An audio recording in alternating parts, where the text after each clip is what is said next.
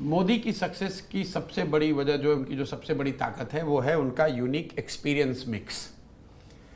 As a individual this guy has spend 15 years as pracharak, Sangh के प्रचारक के तौर पर 15 साल इस व्यक्ति ने समाज में सीधे समाज के स्तर पर जुड़कर काम किया, समाज को देखा, समझा या उनको समझने का अवसर मिला। फिर 15 साल वो पॉलिटिकल ऑर्गेनाइजर के तौर पर बीजेपी में पार्टी फंक्शनरी के तौर पर उन्होंने पॉलिटिकल पार्टी के फॉर्मेशन को बनाना, चलाना, चुनाव लड़ना, लड़ाना, उसकी समझ बनाई।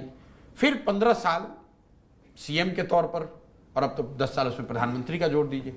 जब आप इन तीनों चीज को जोड़ेंगे तो ये जो 45 साल का यूनिक एक्सपीरियंस मिक्स है मोदी का, समाज, पॉलिटिकल ऑर्गेनाइजर, सामाजिक कार्यकर्ता के तौर पर, पॉलिटिकल कार्यकर्ता के तौर पर और as an administrator, this is unique. If you apply your mind and start thinking in India, how many people has this kind of unique experience mix?